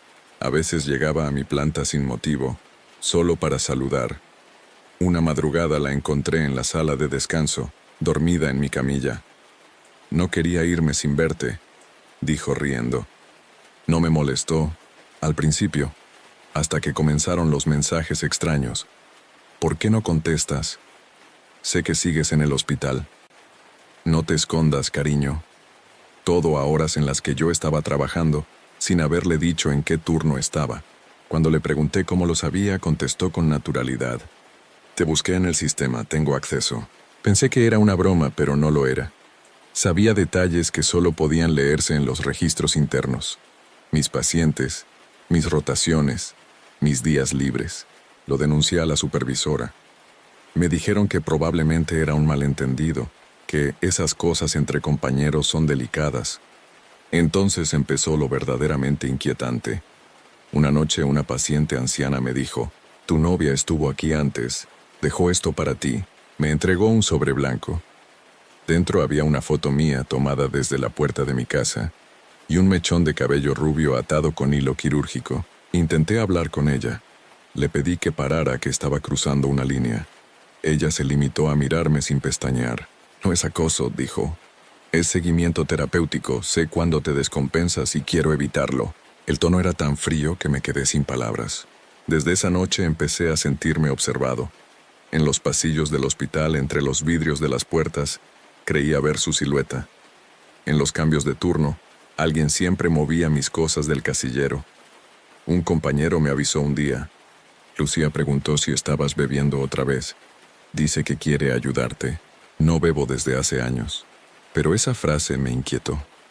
Al día siguiente, Recursos Humanos me citó. Había recibido un informe anónimo alegando conducta inestable. Todo se volvió una pesadilla silenciosa. En los descansos encontraba notas en mi taquilla. «Duerme un poco. No te automediques. Si no me crees, pregúntale a tus pacientes». Y efectivamente, algunos pacientes me decían cosas imposibles. Su novia vino a verme, me pidió que le contara si usted parecía triste. Me dijo que lo cuido por ella. Una madrugada, al entrar al quirófano vacío, escuché música suave. En la mesa de operaciones, una caja de instrumental quirúrgico abierta y dentro, una foto nuestra con una inscripción. «Hasta que la guardia nos separe». Fue la primera vez que pensé que podía matarme. Después de aquella noche en el quirófano, pedí el traslado inmediato a otra planta. No podía soportar verla más.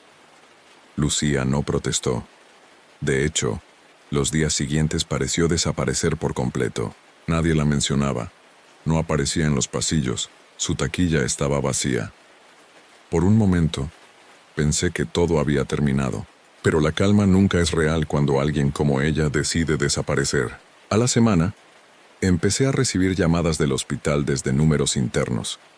Cuando respondía, solo se escuchaba el sonido de un respirador artificial y pasos al fondo. La primera vez lo tomé como una broma.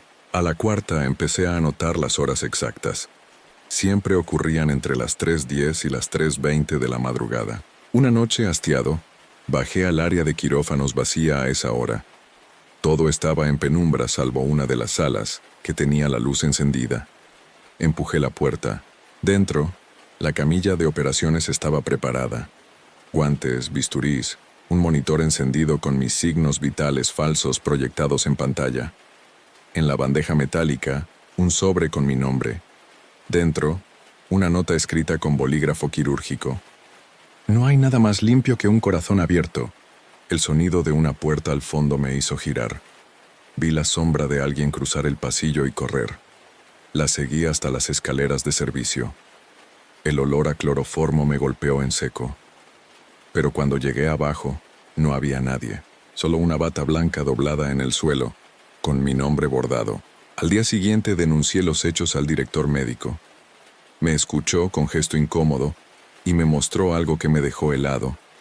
En los registros del hospital, Lucía figuraba como cesada desde hacía un mes. Supuestamente, se había marchado al extranjero tras una baja médica.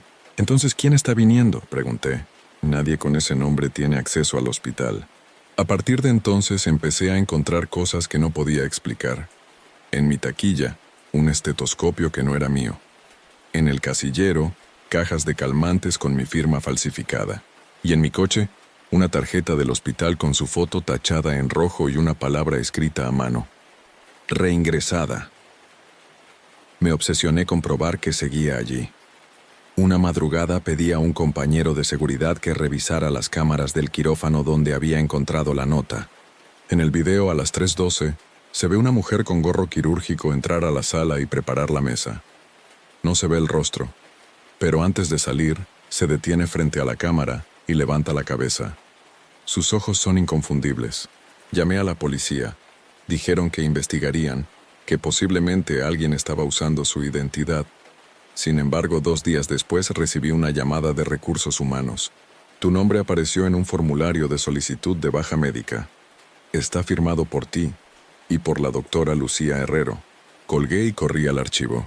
Pedí la copia del documento. Efectivamente, la firma era mía, perfecta, y junto a ella su rúbrica. En la casilla motivo, una sola palabra: permanencia. Esa noche no pude trabajar.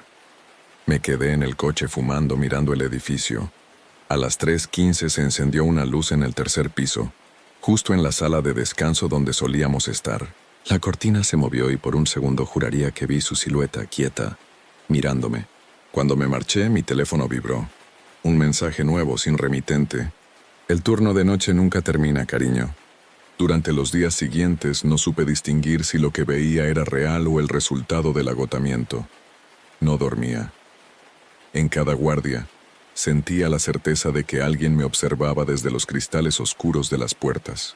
Cada vez que pasaba junto a una cama vacía, imaginaba su voz susurrando mi nombre, como en aquellas noches en las que, entre risas, prometía esperarme aunque fueran 1000 turnos seguidos.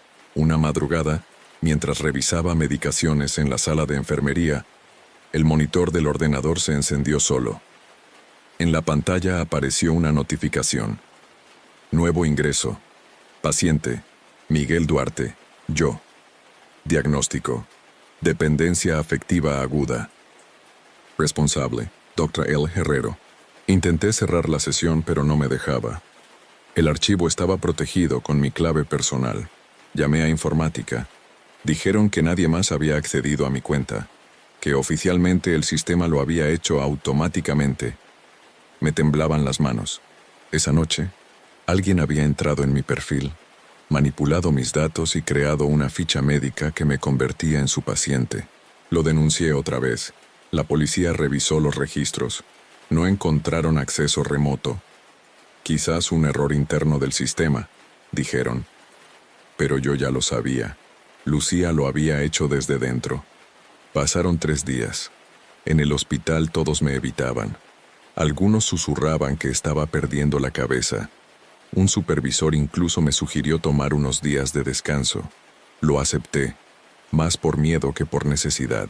Cuando llegué a casa, la puerta estaba entornada. Dentro, todo en orden excepto por un detalle. Sobre la mesa del comedor, una bandeja quirúrgica. Encima, mi reloj de pulsera y una foto mía durmiendo, con un oxímetro en el dedo. Me quedé helado. Miré la pared del fondo y vi algo nuevo. Colgado sobre el sofá, un diploma médico con su nombre y el mío, juntos, como si compartiéramos consulta. El título rezaba: Unidad de Cuidados Permanentes, Dr. y Dra. Duarte Herrero. Esa noche no dormí. Revisé cada rincón del piso, convencido de que había instalado cámaras.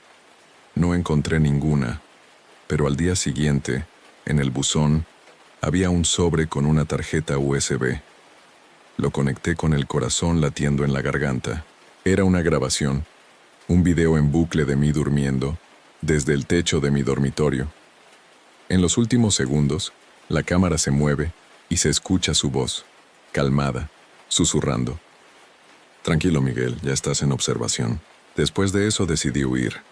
Preparé una mochila y conduje sin rumbo. Terminé en un motel de carretera sin dar mi nombre real. Dejé el móvil apagado. Me sentía a salvo por primera vez en meses, pero a medianoche, el teléfono del motel sonó. Contesté sin pensar. Silencio.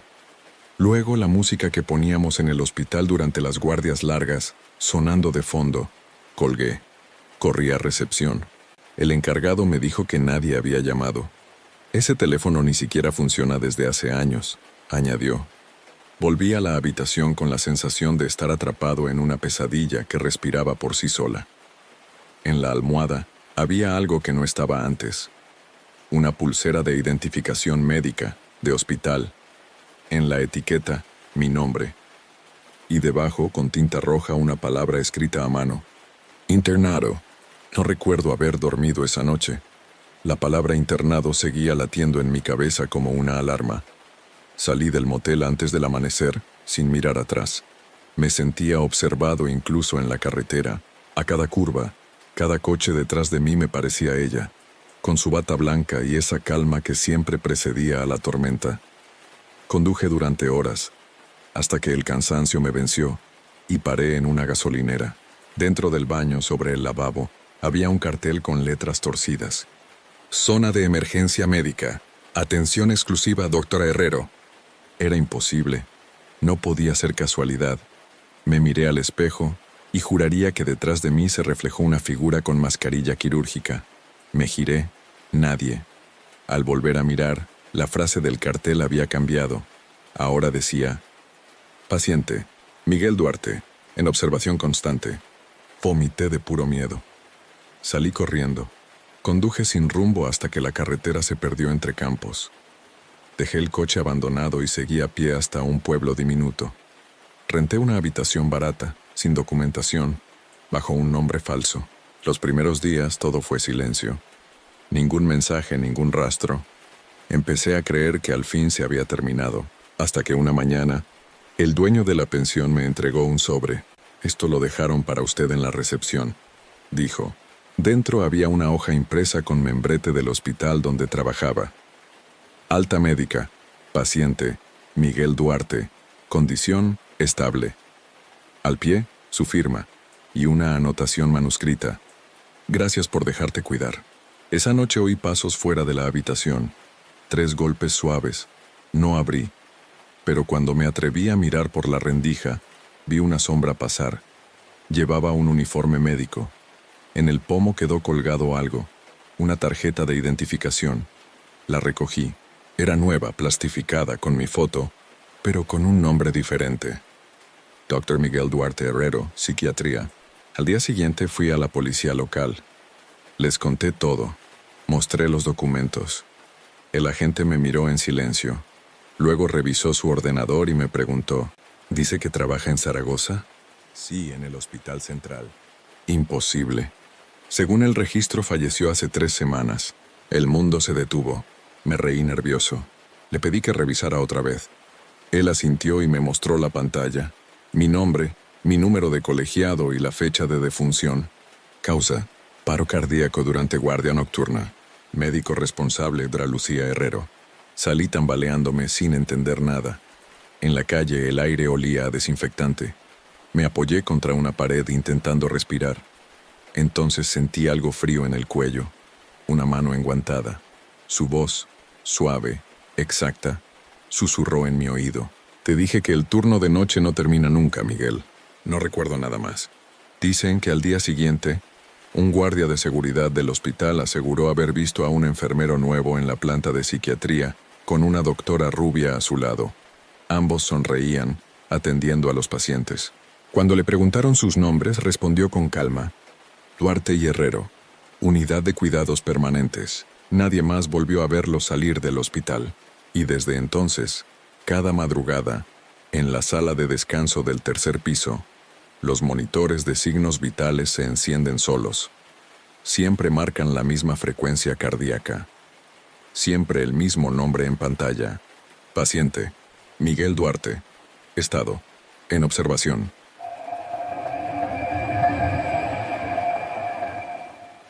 Nunca me consideré una persona que creyera en las coincidencias. Lo que me ocurrió con Elena no fue casualidad, fue una cadena de decisiones equivocadas, una tras otra, hasta quedar atrapado en algo que empezó como un juego y terminó convirtiéndose en una historia que todavía me da miedo contar en voz alta. La conocí en el gimnasio del barrio. Yo iba temprano cuando casi no había gente. Ella siempre estaba allí, puntual, con su música y esa manera de mirarte sin mirarte. Empezamos hablando entre ejercicios, luego tomando un café, y en poco tiempo ya nos veíamos fuera. Lo dejamos claro desde el principio: nada serio, sin compromisos. Ambos habíamos salido de relaciones tóxicas y queríamos mantenerlo sencillo. Los primeros meses fueron perfectos. Era divertida, intensa, algo impredecible. pero con ese tipo de energía que te arrastra sin que lo notes.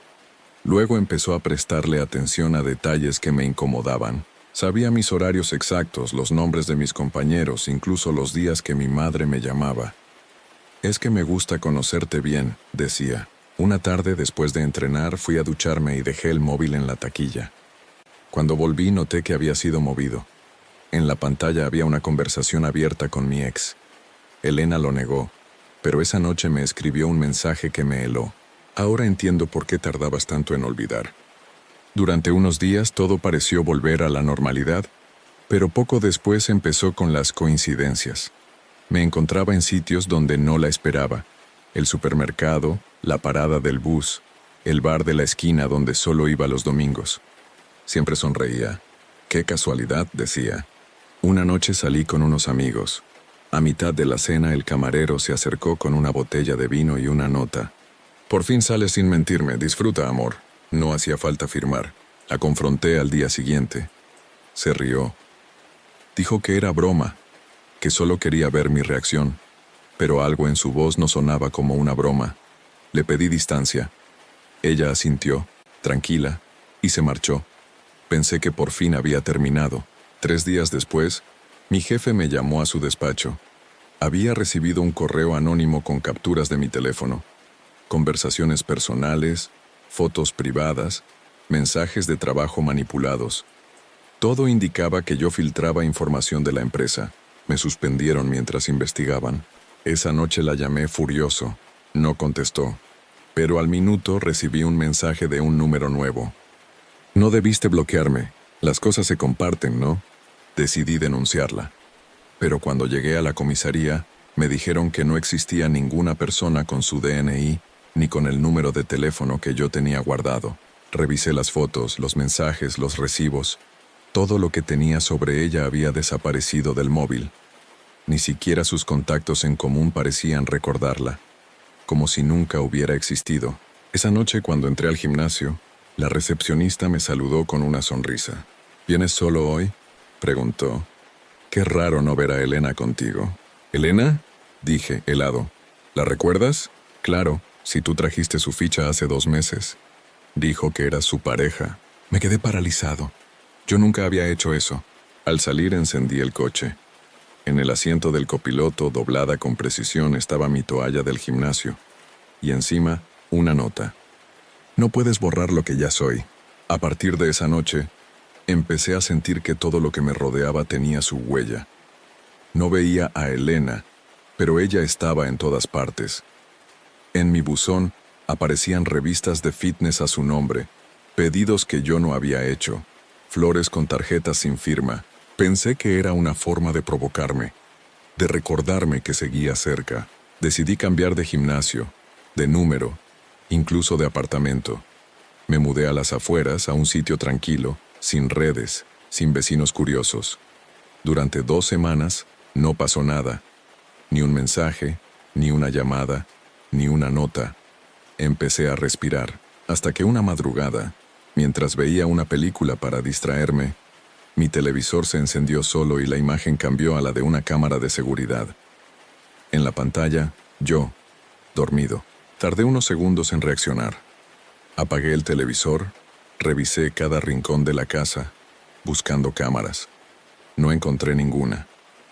A la mañana siguiente, llamé a un técnico. Revisó todo el sistema eléctrico y me dijo que el televisor no tenía conexión a ninguna fuente externa. «Puede que sea un fallo de señal», murmuró, pero al irse, dejó el control remoto sobre la mesa. No era el mío. En la parte trasera tenía una pegatina. «Propiedad de E. Martín», su nombre completo. Esa noche alguien llamó al timbre. 1, 2, 3 veces. No abrí. Por debajo de la puerta deslizaron un sobre con una foto. Era yo, en la puerta, tal como estaba en ese momento, con el miedo clavado en los ojos. En el reverso, la frase: «No te ves tan bien cuando no sonríes». Fui directo a la policía. Me prometieron patrullas esporádicas. Nada cambió. A los pocos días me llamaron del trabajo. El informe que me había costado la suspensión había sido borrado del servidor, junto con todos los correos que probaban mi inocencia. Parece que alguien interno tuvo acceso. dijeron. Yo ya sabía quién. Intenté localizarla. Fui al gimnasio antiguo, a su supuesto piso, a las direcciones que recordaba. En ninguna parte sabían quién era. Incluso una vecina me aseguró que ese piso llevaba vacío más de un año. Empecé a pensar que algo se me escapaba, que quizás nunca supe quién era realmente. Una noche, mientras conducía, recibí un mensaje de voz. Su voz. No te esfuerces, amor. No puedes encontrarme si no sabes dónde buscar. Frené en seco. Miré alrededor. Ningún coche. Ninguna persona. El mensaje no tenía número. Al llegar a casa, la puerta estaba abierta. Dentro, todo en orden excepto un detalle. Sobre la cama, había una caja de cartón con mi nombre. Dentro, una carpeta con recortes de prensa, artículos sobre mí, fotos, publicaciones antiguas de mis redes. Todo archivado, clasificado por fechas. En la última página, una nota manuscrita. Proyecto, reconstrucción emocional, sujeto 017 completado. Debajo, una tarjeta plástica blanca, con logo corporativo y mi foto. El nombre impreso me heló la sangre. Empleado, Laboratorio EM. Departamento de Comportamiento Humano. No entendí nada. Salí corriendo con la caja en brazos. En la calle no había nadie. Pero justo antes de subir al coche, vi algo reflejado en el retrovisor. Un coche negro, estacionado frente a mi edificio. Dentro, una silueta femenina con el móvil en la mano. Me giré. Ya no estaba. Esa noche no dormí. Y cuando el sol salió me prometí descubrir quién era realmente Elena. Al amanecer llevé la carpeta y la tarjeta al trabajo. Necesitaba respuestas. El jefe de informática, un tipo meticuloso, revisó la tarjeta. Esto no pertenece a ninguna empresa registrada, dijo. Sin embargo, cuando la pasó por el lector de su ordenador, el sistema reconoció un acceso autorizado. En la pantalla apareció un logo. Laboratorio EM. Proyecto Conducta Vinculante. Me quedé sin aliento. Era como si aquella tarjeta no solo me identificara, sino que me reconociera. El técnico frunció el ceño y murmuró: «No deberías tener esto». Antes de que pudiera replicar, el monitor se apagó. Todo el sistema del edificio se bloqueó. Esa misma tarde me citaron en dirección. Me mostraron un correo supuestamente enviado desde mi cuenta. Informe completo del sujeto 017 finalizado. Material en resguardo. Lo había firmado Martín. Nadie creyó mi versión. Me despidieron. Volví a casa destrozado y al abrir la puerta sentí un olor familiar, su perfume. En la cocina, sobre la encimera, un plato con comida caliente. Al lado, una copa de vino y una nota. «Te veía más flaco, come amor». Vomité del miedo. Fui a denunciarlo, pero al llegar a la comisaría el oficial me interrumpió. «¿Usted es el de la denuncia contra Elena Martín?» «Sí». «Retiró la denuncia ayer, firmada por usted mismo». Me quedé mudo. Les mostré mi DNI. Ellos me mostraron el formulario. Mi firma exacta, mi letra, mi documento escaneado. Esa noche dormí en el coche. Desperté con una sensación extraña. En el parabrisas había un papel pegado por dentro. No recordaba haberlo puesto. Era una cita médica. Evaluación psicológica, 80 AM, Instituto EM. La curiosidad o la desesperación me llevaron hasta allí. El edificio parecía un centro privado, moderno, limpio, aséptico. En recepción, la mujer no pareció sorprendida de verme. «Ah, sí, el señor 017. La doctora lo espera». No supe qué decir. Me llevó a una sala blanca sin ventanas. En la pared, una pantalla encendida mostraba mi nombre. La puerta se cerró con un clic eléctrico. Y de pronto, su voz. «Te pedí que confiaras en mí». Apareció detrás del cristal. Llevaba bata blanca, el pelo recogido. La misma calma que siempre precedía a algo terrible. «¿Qué es esto?», grité. «Un estudio, cariño. Lo empezamos juntos, pero no sabías que eras el sujeto. Tenía que ser real». Golpeé el cristal. Ella no parpadeó. «¿Qué hiciste conmigo?». «Nada que no pidieras», susurró. «Me dijiste que querías sentir algo verdadero. Te lo di». La pantalla detrás de mí cambió. Aparecieron imágenes mías, durmiendo, comiendo, llorando. fechadas, clasificadas, con anotaciones sobre mis reacciones. Esto no puede ser real. Lo es y aún no termina. De pronto la luz se apagó. Cuando volvió, ella ya no estaba. Solo un altavoz encendido. Fase 3, aceptación. La puerta se abrió sola. Corrí fuera. Nadie me detuvo. Al salir a la calle, el edificio ya no tenía letrero, ni rastro del instituto EM. Volví a casa, cerré todo. Me senté en el suelo. El móvil vibró. Un mensaje nuevo, sin número. Gracias por tu cooperación 017. El estudio continúa. Y debajo, una foto mía tomada segundos antes, desde el mismo ángulo en el que estaba sentado. Durante semanas no salí de casa. Cubrí espejos, apagué luces, desconecté el Wi-Fi. Todo daba igual. Cada intento de aislarme solo confirmaba que el control nunca lo había tenido yo. A veces el móvil vibraba con notificaciones vacías, otras se encendía el televisor solo, mostrando grabaciones de mí mismo durmiendo, comiendo, llorando. En la esquina de la pantalla, siempre el mismo texto, Proyecto 017, etapa final. Fui a la policía, desesperado. Les conté todo, mostré las fotos, los documentos, los correos. El oficial me escuchó en silencio. Luego tecleó mi nombre. Señor, no encontramos registro de usted. ¿Cómo que no? No figura en el sistema nacional ni en la base laboral. Ni siquiera tiene número de seguridad social activo. Eso es imposible. Trabajo aquí y tengo documentos. Él giró la pantalla. La ficha estaba vacía. Donde debía aparecer mi identidad solo había una palabra. Sujeto 017. Propiedad EM. Salí corriendo. No recuerdo cómo llegué a mi apartamento. Encontré la puerta abierta, las luces encendidas. Dentro, todo estaba perfectamente ordenado, como si alguien hubiera limpiado durante horas. En la mesa del comedor había una carpeta blanca, idéntica a la del laboratorio. En la tapa, una etiqueta con mi nombre, y debajo, Fase 4, integración. Dentro había un contrato. En la primera hoja, un encabezado.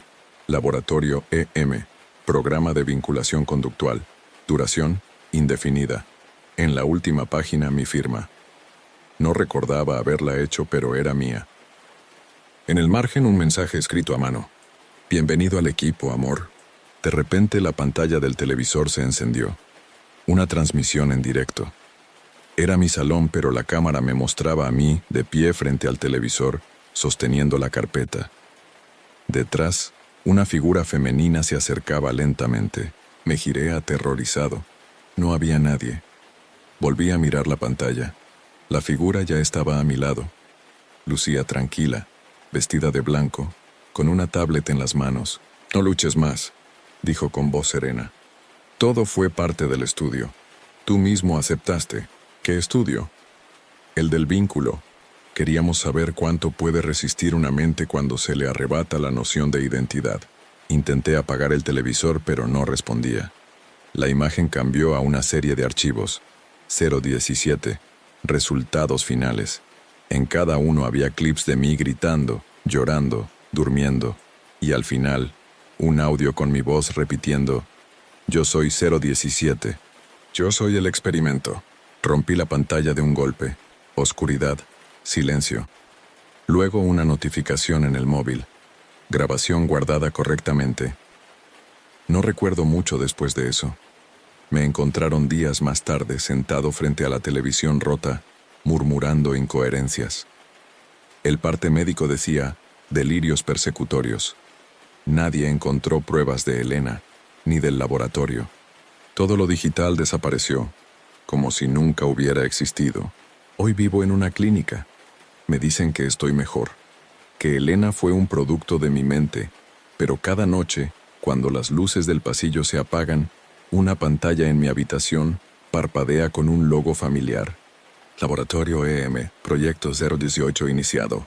Y debajo, una nueva línea que se completa letra a letra, justo antes de que todo se oscurezca. Supervisora, Dr. Elena Martín. Hasta aquí las historias de hoy. Si han llegado hasta este punto, me encantaría que dejaran un comentario contándome cuál fue la historia que más los impactó, o simplemente escriban: sigo aquí. Así sabré quiénes son los valientes que resisten hasta el final. No olviden suscribirse, dejar un like y compartir este video con alguien que se atreva a escucharlo de noche. Nos vemos muy pronto.